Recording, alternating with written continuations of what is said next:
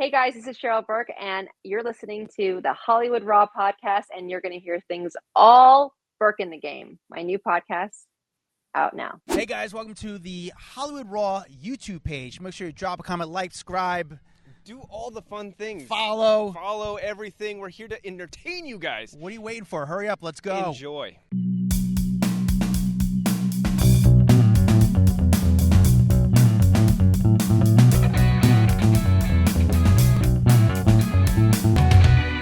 Cheryl, thank you for coming on the podcast. Congratulations on your new podcast. I'm excited to hear you being real on it. And we're going to get into the podcast. We're going to get into everything. First of all, if you're listening to the podcast, we also have a video component. So I'm able to see you right now. And you have a pretty cool setup. You said you're in your living room, which is really nice. Where is, Yes. Tell me your street address, your home address. Exactly do you live in? Hollywood Hills area by Runyon, kind of. Okay. That's a nice area. That's a pretty area. Everyone needs to stay the hell away, though. I was going to say, because if you're in Runyon, I mean, It's like Fort Knox. It's Fort Knox up in this bitch. Let me tell you, like, I've had my alarm people, they basically live with me. So I'm telling you, don't you dare step foot onto this property or else. But is it annoying? Because I got to imagine you've got people parking outside your house. I didn't say I was like next to Runyon. I wasn't like, I'm not next door, their next door neighbor. Like that, those people that like live there and you're like, hey, I'm like, who wants to live there? Yeah, no, that's not me. No. Bye. Canyon, yeah.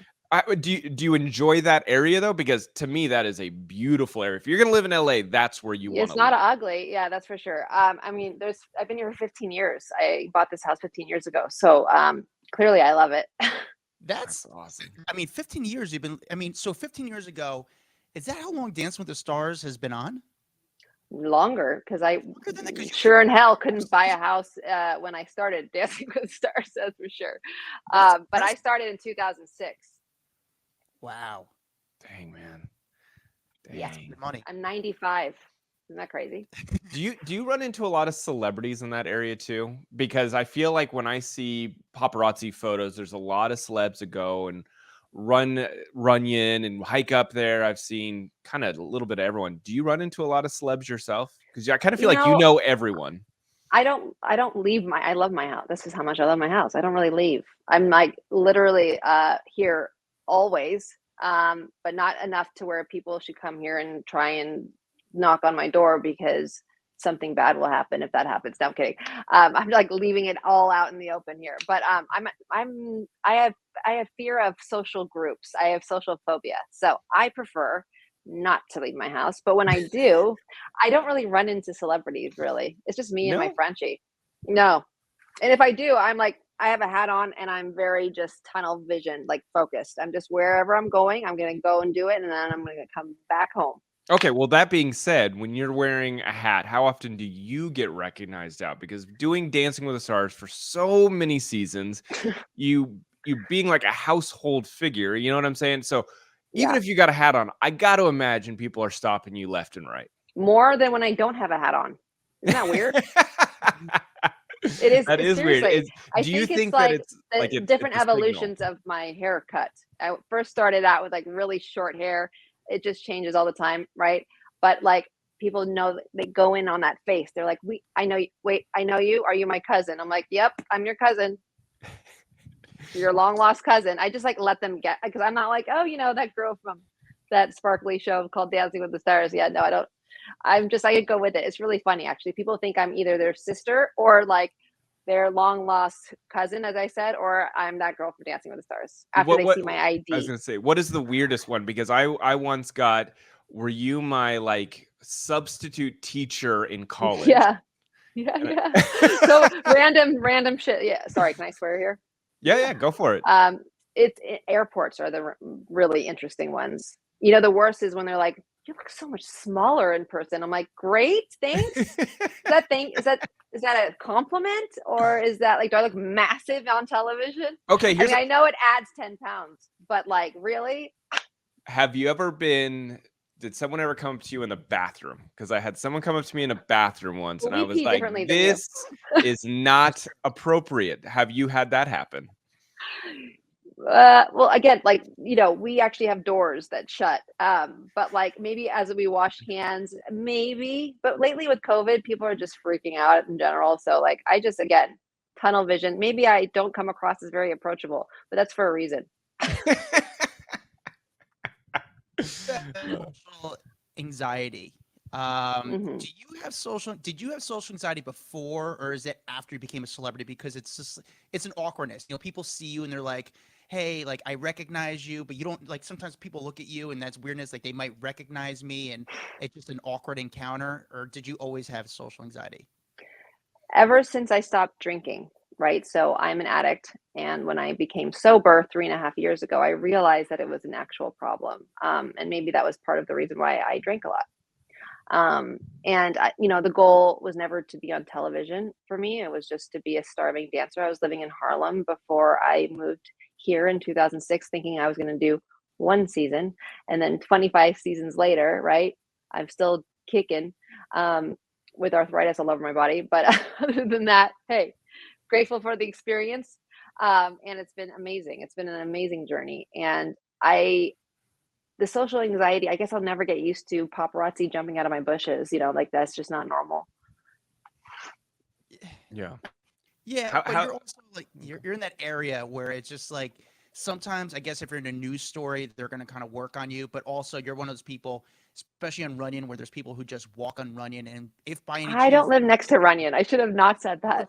not within the roam, I'm like a few miles away. okay, Not even, I mean, you could walk your dog. You could. okay. So you being, you being, I guess, famous, accessible in regards to paparazzi knowing where you live, have you ever had an issue with stalkers or someone that is not leaving you alone? I hate to give the word stalker, but maybe someone who's My an dance partners. No, I'm overzealous kidding. fan, All 25 of them. you're right, or an overzealous fan, or someone where it was kind of scary being in the public eye and what it has induced in people. I don't know if it, I mean, I get letters from jail cell number 65 every day. It's a letter, which I don't necessarily open. I've learned my lesson with that.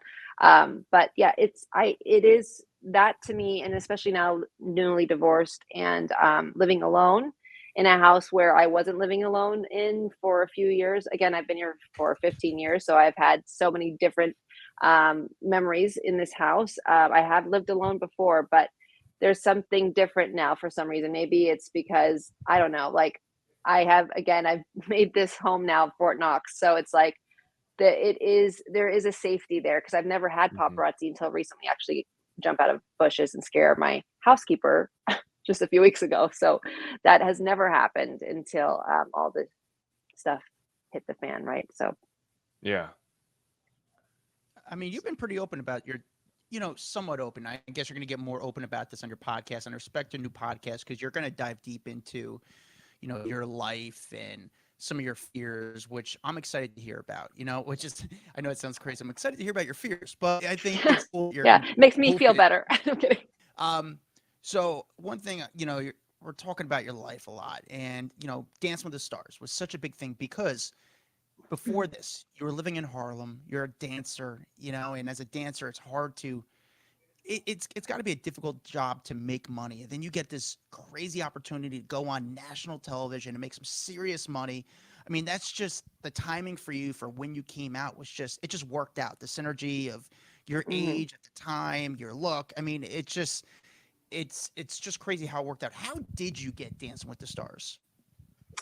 Well, okay, so I was, like you said, I was living on 136th and Adam Clayton. I can tell you that address because don't think I'm ever going to go back there anytime soon. Hey, there's nothing wrong with living in Harlem. It was fun. But I was at a dance competition. I just turned professional because there's different categories in the competitive ballroom world, right? You're preteen, junior, under 21, youth, amateur, then you're professional. And I turned professional at 21. I was dancing with my professional partner, who is Dominican and a lot older than me at the time, or probably, I mean, still is, right? Like no one's getting younger here. But, and then I went to a dance competition with him. We competed. It was like our first or like our fifth competition together. And Louis Van Amstel, I don't know if you're like a solid like fan of like Oh yeah, back I in the remember day. him. Yeah. Stop it. Really? Yes, of course. I always get like, my grandma loves you and she's watched you since 2006, but that's awesome. Okay, cool. So Louis Van Amstel, who's like the OG, the ballroom community is very small. We all know each other. And they were wanting to recruit more dancers after season one. And voila, you're looking at her. I was one of them. And I was a different human being. I remember recently actually watching my very first interview, and I had no identity. Clearly, I had a borderline English accent. Don't know where that came from. Didn't know like my favorite color and couldn't say a sentence. And I'm laughing now, but it's actually quite sad because I come from child abuse, right? So I was sexually molested when I was a little girl. My parents are divorced, and I go into this crazy Olympic lifestyle type of sport and art called ballroom dancing. And I grew up way too fast. And with that, I really didn't know who I was. And I was easily like a chameleon. Like I just adapted. I just like would just be whoever anyone wanted me to be. And that was really hard going into something like Dancing with the Stars when they really want to know about you and then you don't know anything about yourself, especially when you're doing these interviews. And it was always, it's a man's world in the competitive ballroom dance world. Still to this day, it's very rare do women be asked their opinion. Like it's really the man leads, right? So it's like it's kind of that mentality. So I have Can I definitely stop you? Because you know what's yeah. really interesting, but that you say that, because I know what you're saying, but it's funny because I feel like the only reason I would watch ballroom dancing is because the women make it so fun to watch and so entertaining, and I feel Is like that the because of our men. costumes? Just kidding. I think all of it. I think that Yeah. I look at the men as the accessory to the Oh, woman interesting. on the dance Oh. floor, and I Oh. feel that it's just Wait, is interesting. this on Dancing with the Stars? Do you see that, or have you seen the I competition? No, I feel like in general, I feel like in Mm. competitions, in Dancing with the Stars, I feel like for like if a woman's out there dancing, I feel like men and women are going to watch. If it's just men Mm. out there dancing, I feel like you're going to get half your audience. And it's not even to be sexist. I just think that there's the Yeah. sexuality with women are Yeah, it's a more exciting show. And so it's funny that totally. you look at it the opposite way. That's all. I just No, wanted to I throw it don't out look at there. it that way. I actually think you're right. I look at it the way you're saying that, actually, and I find it fascinating. I've never done so many interviews, right? And no one's ever said that, but like that's really cool. I'm just telling you the facts, right? Yeah. Like, because that is what it is. It is I've been coached my whole life, and the philosophy with that is the man makes the woman, like, just if you're talking about like the and like if we were to analyze, right, the physics of how do you create speed, right, through your body, and how do you create speed as a partnership, and who's the stronger one and who's the masculine and feminine, and like, yes, it does like sometimes trade off, but to create the most power and speed and agility and like the detail you need to be a world champion, the man leads, and the woman has to surrender to that, because all leading is changing the woman's direction, if you really want to get analytical here. But like, there is more power when you let that happen. But now I don't agree with the fact, though, that when we're working through this process, that I can't say anything about anything, right? Like, obviously it's a team effort, but it's like a cool version of cotillion. My mom put me into cotillion when I was younger. And it was interesting. I don't even know if that exists anymore, but I did learn a lot in the process. Like, you're very like, body awareness is very important. Listening to your body. I think we all have that capability, but we never use it, because here in society today, it's about no pain, no gain. And it's like you get rewarded for stress, and stress makes you stupid, and stress will eventually kill you. And I think it's so interesting that as a dancer, and I think a lot of dancers can relate, our body has its own language, and it tells us so much if we were to really just listen to it. Yeah. So I don't even know how we got there, by the way. I know. I'm like, we veered off. I mean, I enjoyed the conversation. Don't get me wrong. Yeah, We just thanks. definitely veered off. My question for you, when it comes to Dancing with the Stars and you're being paired up with these actors or celebrities or athletes, are you just crossing your fingers you get someone good, someone talented? Because I got to imagine when they come in and they're like, Cheryl, here's so and so, and maybe they're Go ahead, old, name like one. Name one. Wayne Newton. And then and then the Am I on your Google page right now? no, and then on the next season they give you an Olympic superstar where you're like, okay, now we got a chance. Is that tough if you're not partnered with someone that you think is going to go all the way to the end? Let me Because tell you there's something. I actually prefer Wayne Newton over a lot of the better dancers because it's like an arranged marriage, right? Like if you don't get along, if the person you're with is a complete jerk, let's say, sometimes, not naming anyone specific, but it really makes the job difficult, right? Because it is a team effort, right? And you come into the studio and you tell me you want to win. Well, shit, you better fasten your seatbelts, right? Like I'm not known to be the easiest teacher either. But I definitely think that there has to be a mutual respect as just two human beings, because it is those people that have that actually form a bond, and that you can't fake that, right? Like you can tell when someone has chemistry or when they don't. And it's also important, there's a fine line as well. Like for me, I'm a woman teaching a man how to dance, and maybe sometimes they're tired of hearing me bark at them, which I get. But again, like when you build a friendship, it's a lot easier than when you haven't. Who was the one that you struggled with the most to like have that connection? And I don't mean that as a bad thing. I am not going there. No, okay. No, I will get sued. Oh, really? No, I'm kidding. Oh, I don't know. I'm trying to, assuming. We asked Sharna a while back, and what did she say? I'm trying to remember who she was. Antonio Brown. Yes, she just said, listen, we didn't connect, and it wasn't a bad thing. She goes, you get some partners that you really hit it off with, and others that you don't, and it is what it is. In the work. Look, I mean, I can say yes, of course. Not everyone is going to be like my best friend at the end of the day, but I've learned so much about myself through it all, right? Like, wow, if anything, it's been one big life lesson on communication and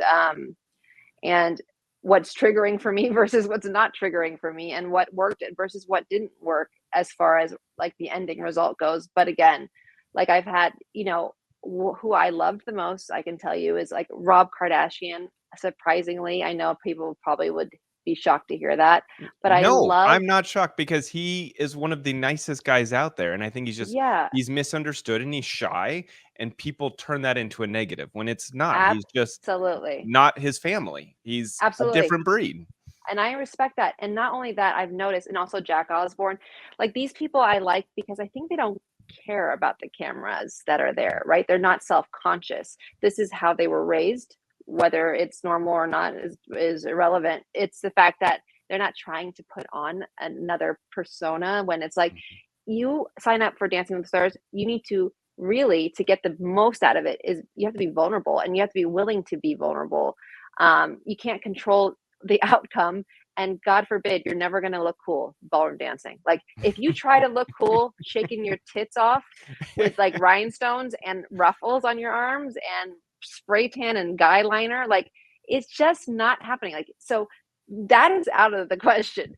So when you try to look cool, you actually look really not cool at all. It's quite the opposite. But when you exaggerate and make fun of us, that's what Rob did, and that's what clicked. I was like, you should have heard our actual communication going live on television. It was quite funny, and maybe at times abusive, but it was like we were just talking shit, because I knew when I can get him to laugh, like you can't beat authenticity, Yeah. Who was the one that came in that you had one, I guess, perception of the person? They came in and blew you away, and I don't even mean on the dance floor. I just Jack Osborne. The personality. I was like, why am I with Jack? When I first found out I had Jack, I remember Jack from like the MTV, reality show. Yep. And I was like, and mind you, most of my partners I have to Google. I lived a very sheltered life, right? So as a competitor, I was raised by a tiger mom who I love so dearly, but I was not allowed to watch anything but 1 hour of television when I was a little girl, which was from 8 to 9 p.m. Wednesday nights, 90210, the original version.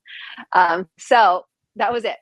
And then Saved by the Bell, if I could sneak it in after school at 3:30. But other than that, it was, Jack had that bad reputation of just like oh no, I didn't know he was sober either. So I was just like, oh great, this guy's he's not gonna be able to dance, whatever. But then like we are best friends to this day. Like I love him so much. Have you? This sounds crazy, but when I watch a show, the show is like, it's so when you dance, and this is credit to you guys. It seems so like flirtatious when you guys dance. It's such a relationship. It's such a bond. You guys, it's sexy. You guys are dancing so close. And don't Dry humping, if you will. I mean, there's dry humping. So my question is, and don't get me thinking, but have you danced with any of these people and they had an erection? Ah! I love how serious you're. If anyone is watching this, just the seriousness. I thought this was gonna be like a Barbara Walters question, but you just totally wow. That was none of your business. Yeah. I mean, listen. Look, at the end of the day, it's like those sex scenes, like those hot and heavy sex scenes you watch in movies, right? Like that's our job. Can you imagine if we actually didn't do that? Like how crazy that would just be. So boring. Like if we actually all of a sudden, like let's say now we're on Disney Plus. Let's just, God forbid, they say no sexy dancing. Like I couldn't. Like there's no way, right? Like it's part of the character. Obviously, that's not the case. And by the way, I think it's awesome we're moving to Disney Plus, but only Disney smiles. Like well, I couldn't do that. Like I couldn't do it, right? Make sure you cover head to toe in your costumes. I'm like, what? Yeah, no, you're changing it around here. But it is what it is. I don't know. Would you get an erection? Like that is the weirdest question. I mean, it's weird, like but you're hot. Rubbing, crotch rubbing. I feel like sometimes you're. I mean, when you rub your crotch up against somebody, do you get an erection? I mean, wonders how long I'm rubbing it for. I mean, there's a lot of variables in here. But what's not hot when we do this is when I'm barking at them and I'm like, first of all, I don't even touch my partner for the first few days when they're learning the dance. So there's no need to dry hump until it's lights, camera, action. They have to learn sorry, I'm drinking my coconut water. Hopefully, are you sponsored? We're not, but maybe we can be. Hold that up again. Or maybe sponsor Burke in the game, please. Thank you. It's not fun. It's actually quite taxing. It's 7 days a week. It's not fun, meaning like it's not fun until you actually are, oh wow, I've accomplished so much, which it's the same roller coaster ride of emotions for a week, because it's like we go live Monday, you're so happy, you're like, okay, but nervous as shit because you're like, oh my god, what if I mess up? Oh my god, my mind's playing tricks on me. And then Tuesday, if you make it, you're so happy for that 1 second, then you're like, fuck, what am I gonna do tomorrow? Oh my god, I have to do a rumba, I have to teach this person how to samba. And it's like it's a constant emotional roller coaster, and I'm in constant fight, flight, or freeze. It's like, but it's so rewarding when you do make it, right? Like it's like with Cody, we went through a lot last season. We both got COVID. I was a set director here and a prop person and a sound. Like literally, they dropped their equipment off in my driveway. No one dared to come near me when I had COVID during the show, and I had to tape lights up here in this living room, do my own makeup, and just try and do a jazz routine, which is not what I do. I dance with somebody. I don't do solo dancing. But it's just interesting because it's like there's so much that goes behind the scenes, and for that one like 90-second clip of us dry humping, everyone thinks we're in love, which is great. That means we're doing our job. That being said, because the media will sculpt these narratives around the couples on the show and make it, oh, they're in love. Is it hard for everyone else's partner in real life, and that the husbands, the wives, the girlfriends? Absolutely. Is it, and is it just because you're constantly I'm sure. hearing? I mean, I would be disturbed. Absolutely. But I think it's also my job too, when, like, for instance, like Emmett Smith, he was another one of my really good friends forever. We won back in season 3 and then danced again for All Stars. It's important when they do have their other half there. It's like, I don't want it to be awkward. Like, it's important that they're also a part of the team. And I try my very best to be as transparent as possible with that from the beginning. Because that's the worst feeling in the world. Like I don't even know if I would have the strength, to be in that position. Right. So. Interesting. Yeah, no, it's I understand that. It's actually credit to you. I mean, like saying like, hey, bring your spouse. I don't want there to be awkwardness. Totally. And you get the better sort of, you get they perform better. Yes. With your last relationship, did any of how was he with you dancing with other people? Did he understand that's your job, that there's not like a personal, I mean, listen, Cody's gay, so he knows you're not his type. But How do you with know? other guys, What if I converted him? that's a fun game. Let's see. It's a fun game. Yeah. But did that ever play a role in your last relationship? You know, my ex, he is an actor, right? So like this is not anything new. It's not like I was married to an insurance guy. Like there's nothing wrong with that, by the way. But like, he understands it. What was taxing, I think, for the both of us, and not just that one person, is the schedule. It's and how I'm either all or nothing. I'm an addict. Hello, my name is Cheryl, and I'm an alcoholic. And for this reason, that it's either all or nothing. Like it's 7 days a week, and I am consumed by the show. And that's just who I am. And it's not easy. I'm not going to say that he didn't have an issue or that we didn't, because it's long hours, like 18-hour days sometimes, most of the time. That's like a light day, and it's 7 days a week. We can't go live if it's not. So it sucks, but it's only for a short time. We used to do 2 seasons a year, but now I only do 1. I don't go on tour with them afterwards, because I'm no young spring chicken like I used to be. Can't be sleeping in those bunks right now with my arthritis all over my body. But no, that's not just the reason. But I do believe that I know that for me, I can't half-ass anything. And I think it was made very clear, and it will be made very clear if I ever choose to date again, which right now is a no. Yeah. Not ready. We obviously said, you mentioned your ex, Matthew Lawrence, and you guys had a pretty public breakup. How are you doing? Like, how's Cheryl? Well, I have my ups and downs, and I have maybe more downs than ups. I am trying to adjust to the new normal for me and feel my feelings for the first time, because I'm a professional number and I can easily numb, whether that even be through productivity or obviously I'm sober, so that alcohol is just it's just not in my life, and that's okay. But like, to say that I haven't thought about it would be a lie, to start drinking again.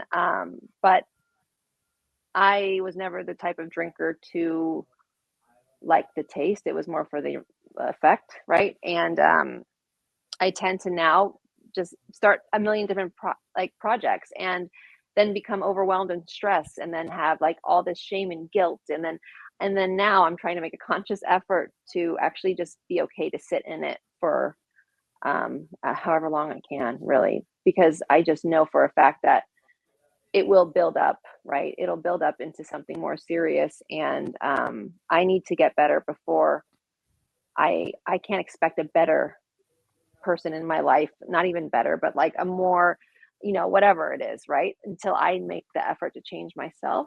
So I do have a lot of self-discovery to do, which is why I wanted to do the podcast. How do you, I say, you said, you keep yourself busy, but how do you stay sober? Do you have a big group of people around you that are keeping you accountable? Do you have like your sponsors? Like, that's how I think, like, do you surround yourself at this point in your life to make sure you stay on the track you want to be on? I do have a sponsor. But I just know, I don't know if this is the athlete in me, but I've put myself into that situation where, like, okay, so what happens, Cheryl, if you do drink again?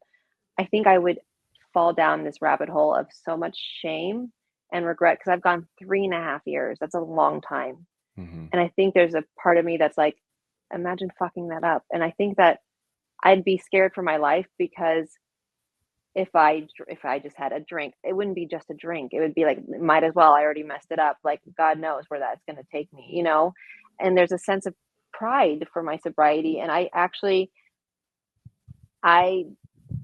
couldn't even imagine doing that at the moment, because I feel like it's one day at a time, and it took a lot of effort for me to stay sober for this long. I couldn't do it. It's just it's not negotiable, Do you celebrate your actual birthday now moving forward, or do you only celebrate your total birthday? No, I just my birthday was like 2 days ago, so I and I'm have, still celebrating. I have Just people kidding. in my family that they only now kind of like focus on their sober birthday, which I just think is Yeah. really cool. No. Yeah, no, I think I celebrate it twice a year, I guess, right? So Yeah. No, yeah. I think that's awesome. I think, you know, Yeah. that's huge. 3.5 years is honestly, it's just the beginning. You got the whole rest of your life. And so Well, let's not go one day at a time. That's a very I overwhelming. I know it's overwhelming. That's No, I awesome. hear I you. think what Thank you're doing you. is awesome. So Thank you. Is it frustrating when people come up to you because now you're single? People are like, oh, so when you start dating again, it's like, whoa, relax a little bit. Is that All the a no- people in my home when I'm here, because remember, I don't leave that much. So my dog, no kidding. Yes, no, there are, I think, I don't know. No, they haven't really done that actually. I think I probably will get more of like, oh, my cousin's single, like on the podcast, right? hmm Yeah. My cousin from like Cincinnati. I love Cincinnati, by the way. Do you see yourself as being a person that would get married again, or do you feel like you're like, nope, I'm not into that? No, I totally would. Yeah. Yeah, I totally would. I mean, I can't live in the fear, right? I can't live in like, I already did that once. And no, but like I think throughout this process, whether it is painful or not, I mean, it is for me, but I've also learned so much about myself. And to take accountability, right? Like, because at the end of the day, I can only change me. So um, it's more of not so much a failure. It's more of like, okay, what did I learn from that moment in my life to, and what can I do better to just be the best version of me, moving forward. And it's not easy. I mean, I don't naturally think like that. I'm not like some motivational like guru that like can switch her brain all of a sudden. But like with all the work I've been doing on myself and therapy and my own personal work, it's just you have to take accountability in the steps. You have to take accountability. Yeah. But you don't go out. So how do you expect a guy? How are you gonna meet a guy? Hence why you think I'm doing this podcast.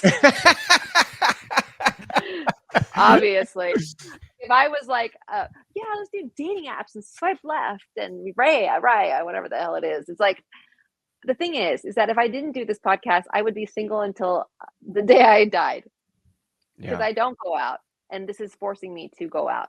It's forcing my listeners and it's forcing me to have to just surrender. It's the surrender experiment. This is so. Do you get hit up in your DMs a lot by people just wanting to meet you? I know it sounds funny, but that's really the way that a lot of people I are. don't even look at Instagram. No? It's bad for my mental health. I take off the app during the season because it's really bad for my mental health. It's a And is trigger. that just because people are rude and mean, or like why is that Well, bad for your mental health?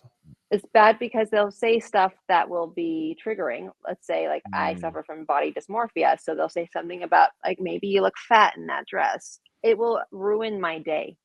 It that one comment, even though like say 1,000 were positive, which most of the time they are, but that one comment will mess with my mood and my behavior, my performance. And like hopefully one day I will get to the point where it won't, right? But I just have to be real with myself and just try to eliminate whatever that is out of my life.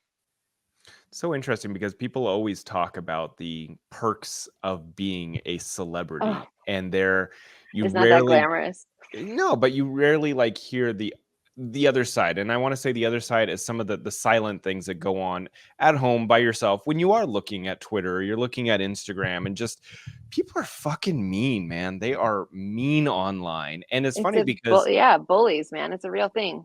the second you respond to them, they disappear. I like Totally. someone Yeah. wrote something this morning on our Instagram page, and I responded, and suddenly all 15 other comments were deleted. I'm like, yeah, because you got called out. That's really I love interesting. blocking people though when I do run into those. You're a It big gives me blocker? such pleasure in life, yes. Because if I can't comment back, because I will actually comment, and it'll be like a monologue, and I'll be like, "Oh God, here she goes again." But I've tried like, "Oh, have a great day," sending you love to the asshole that just said something really rude and hurtful. But if I don't feel like I'm in that like good place mentally, I'll just block you. That's fun. Part of me has been doing this new thing where if they talk shit to me on like my page, then I talk shit to them on their page. But Oh, then, that's good. you know, I'm afraid, Tit like, for tat. That'll I get you far. like, yeah. I'm like, I don't care. I got time. So I'm like, fuck it, let's go. I'm just sitting here doing nothing. You know, just want to enjoy. Like, yeah, let's fucking go. Therapy 101. That ain't gonna get you anywhere, my friend. No, but it's just it makes me feel better. I'm like, all right, along who's got That's the better good. joke? And then I just Oh, tell okay. them, usually I just, I Wait, get what do they say? Like, do they respond to your them. going down to that level as well? Well, I make sure they're real people, especially like on TikTok, because there's a lot of bots. And then I check out their page. Hey, And what are bots? like they're just like some people like in Saudi Arabia. They're not real accounts. Like they're just like Right. I don't know what they are. Like there's no photo. There's no Like content. okay, I got it. Yeah. Just robots, like robot accounts. Bots. So I won't go to that. But if people have like other photos about them, I'll just kind of just fuck with them. Just shit on their content. Like, oh, Yeah. there you go. How does it feel? Let me see a real picture of your face. Is that what you say? Like that? Yeah. So it looks like your life is going great right now. Look at you as Yeah. you're eating Milky Way. What time is it over there? Like, should you be sleeping, loser? Yeah. Sure. Obviously you've been in the game for a while and you're in the Hollywood Hills. I know after the, usually when you do Dance with Stars, you do the live show. Usually you guys go out and have like a little after party after. Not with COVID. Well, not with COVID. But since you've been in the Hollywood game, what was the coolest Hollywood Like party? Burke in the game? Are you trying to like plug my podcast? Burke in the game. You mean, like, am I trying to plug my podcast? Anyway, sorry. What was the coolest Hollywood party you went to? Oh my God. I went to Prince's Oscar party. No, are you serious? Rest in peace, Prince. Dude, let me tell you, may have snuck in there. I think this was like right when oh my God, this goes down in history books. I wish I could remember the whole thing. Mind you, I was not sober. But like I just remember like this is when it was the height of Dancing with the Stars, right? So we had like Super Bowl ratings. And I was like, we pull up in a freaking Escalade. I'm not driving, but my friend is. And I was like, okay, so if they don't let us in, you're going to just say like, don't you know who she is? Like, hello. It worked. And we were there. He was performing live in his home. His crotch was in my face, not on purpose. Don't get any weird. Yeah, people need to stop writing stuff. But like, it was the most, and then I had to do Good Morning America with Derek, and it was Derek Huff's first season. I remember it, and he came along for the ride, and I was like, oh my God, counting down the minutes. We're like, oh my God, our call time's in like 10 minutes. Oh my God. And it's like, this was an Oscar night. And then we had to dance a jive out of all the dances on GMA Live that morning. And we just went from there to there. That Good sounds times. amazing. I've been around that long. That is a good that's the all-time party. There's we've definitely heard a more lot details of the party, but this is not supposed to air. First of all, how was Prince's house? Massive, huge. Everyone was walking in with their Oscar. Like it was like right after. It was like the main Oscar party. Wow. And this was the house that it like literally had his like emblem like projected on the side of the big white wall, right? Yes. It was insanity in Bel Air, I believe. Who had won an Oscar? Do you remember anyone that it was when freaking Penelope Cruz and Javier Bardem, that's when they first like got together. They were just dating, I think. Charlize Theron won for Monster. Yep. I think I cut in front of the bathroom line too, and they didn't even know, but I really had to go. When Prince performed, did he have the lights on in the room, or was it completely dark? It was dark and like dark purple rain. Yeah, that's what I was actual purple rain. No, I wish. But we actually had to cut out early because our call time. Damn it, Diane. And Diane Sawyer was interviewing us at the time. That was crazy. Did you tell her like you're lucky we're here? Oh, she smelled it. May have said something to my publicist. What does a Prince party smell like then? Oh, you mean like no? She smelled the booze in my breath. Like that was I couldn't chew enough gum to that back in the day. This was a long time ago. So awesome. Jesus. But it was like it was yesterday. when you go to a party like that, do they let you just kind of roam through the house? Like, do you get to go see his other Well, once rooms? you've made it past 75 security cards, yeah, like they assume that you're on the list, right? And that you didn't get in because of your short bob haircut with a Mirrorball trophy, next to you, saying, "Don't you know who I am?" Maybe. That's so awesome. Was there a person that you've met in your time in the spotlight that actually you were starstruck by? I know who I would be starstruck by, Brene Brown. I'm a huge fan of hers. She's freaking Okay. amazing. And I would also want to be my partner next season since, now that we can do girl on girl, might as well. Yeah. But there's never, like, even at that party that night, there wasn't someone that you ran into, you were like, holy shit, like, this is my life right like now. Prince. I think Prince. I know. So we did a tribute to the Jacksons a long time ago, and this is when Michael, I believe, passed away. And we did like all of his, like, this is back when we could dance to his music, right? So different now. But his whole family came, and his mom goes, "You look so much bigger on TV." Straight up. She goes, "My son loved you." And that was, Aw. even though I never met him,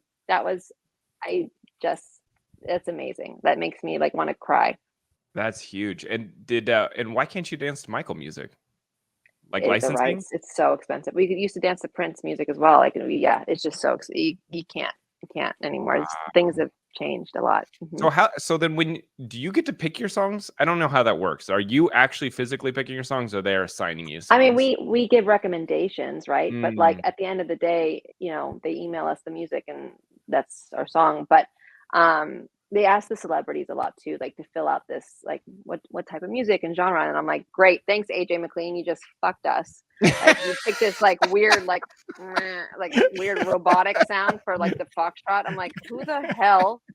Absolutely not. Because guess what? I have to choreograph to that. And it's giving me zero inspo, zero whatsoever. So you're gonna have to change your mistake. Oh, that's so It's funny. the worst. It's like, maybe you should ask the pros, or maybe you should ask like the couple, right? Like, I don't want to dance like, oh goodness, it's just so crazy shit sometimes, but it's fun. That's so funny. Tell us more about Burke in the Game. I know we've mentioned it a couple times, but like, what is the most exciting part? Because again, everyone has a podcast these days. What I know. what is going to make your podcast different from everyone else's that that is exciting about it? Well, this is an experiment, right? So it's going to be an experiment of, I guess, what I'm going through at this moment. It really is an interesting time, but also a fun time because I get to continue to evolve, but do so in the comfort of, I guess, comfort. I'm scared shitless, but to have the audience be interactive. And I think that Dancing with the Stars is, you think that you're close to your fans there, right? But with podcasting, I'm sure you guys can also agree that the connection like with the actual audience for podcasting is completely different, and I think it's more intimate. And I think that it really, I feel I've been so heavily edited, but like for Burke in the Game, it's so not. Like the first episode is my therapist, and I signed a waiver that basically allows her to divulge it all for the last 8-9 years we've been working together. And we're going to have a sex therapist on. I need to figure out if I'm going to freeze my eggs, so we're going to have a specialist about that. There's all of these like different steps I need to take in order for me to be ready to date again. And eventually the audience will choose, they'll choose something every week for me, like to do, right? Or homework, or does Cheryl go on a silent retreat, or does Cheryl just, stays home as she always wants to stay home? Most likely it's going to be a silent retreat, and I have to do it, and I have to actually do it and try not to throw a temper tantrum at the same time. But eventually the audience will pick the dates that I go on as well. Wow. Can we throw in an ayahuasca trip for you? Sober. But I think that's different. It's not the same. That's so triggering. It is the same. For some reason, I don't know if I'll ever do that because it's triggering. It's too close. Okay, then we'll take that back out. Bad suggestion, Dax. Sorry, fine. I thought it was like how about a little natural. date rape? I thought it was natural, so it's not a bad thing. But I guess all of it. Oh, right. Natural. Yeah, natural. Whatever. Yeah. That's cool. Yeah. Fine. So- Isn't everything natural nowadays? I guess No, maybe. definitely not. Definitely not. No, Definitely so not. talking about having your a counselor or someone that's I'm sorry, what did you say again? You didn't say A counselor. therapist? Therapist.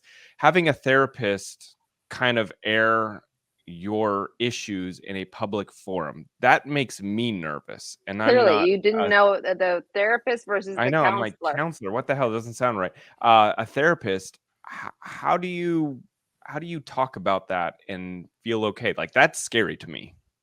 Yes, but this is part of the experiment. Like I think in order for me to, first of all, the whole point of doing this is just for anyone who can relate to a divorce or anyone that can relate to being in her late 30s and having to make these decisions. I don't think it's publicized enough for women as far as, women issues go. And I think that there's been this whole there's just been this whole view on like, is she too old to have kids? Or there's always this stigma behind any type of mental health and wellness. I think when it comes to those deep personal conversations, when it comes to just the women's anatomy, and also like having issues as far as like maybe divorce goes, like it may not look good, and like having all these labels. And I think it's important to have these uncomfortable conversations. And so I had to start with my therapist, because she could say, from being a certified therapist, like, what is it? Why am I a bad picker, let's say? Or what do I need to do to, am I ready to date? And she'll tell you straight up what that is. And Sam Rubin is also involved from KTLA, and he's like Mhm. the podcast dad, right? Who just has, his life is like perfect. It's like, how boring is that? I And do he's like, love the me only some thing I've Sam ever Rubin. failed ever. I said, ever? The only time you ever failed, he said, it was his first divorce. And I'm like, ever? Wait, you've never failed other than that? Like, I think I failed every day. I fail at something. But Yeah. like, I also, as a competitor, I'm going to fail more than I'm going to succeed. But that's okay, right? And it's crazy. The mentality is very different. But I think that it's a good mix, because I think most people may be like Sam. Are you nervous to give your fans that much power or say so in what you do, though? Them picking No, dates, them picking what you should be doing? clearly I can't pick for myself. So So might as well let someone else. might as well try. Absolutely. Well, Cheryl, thank you so much for joining us. It's been Thank you. fun. I mean, I feel like reported on you for a million years, and Oh, really? I'm What have you sure said?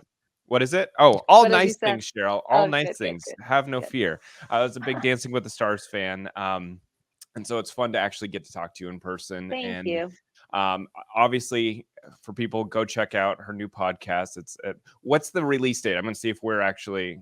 Yeah, What's the we have the teaser right now. It's on, but then March 10th is that first episode with my therapist. You mean May So 10th?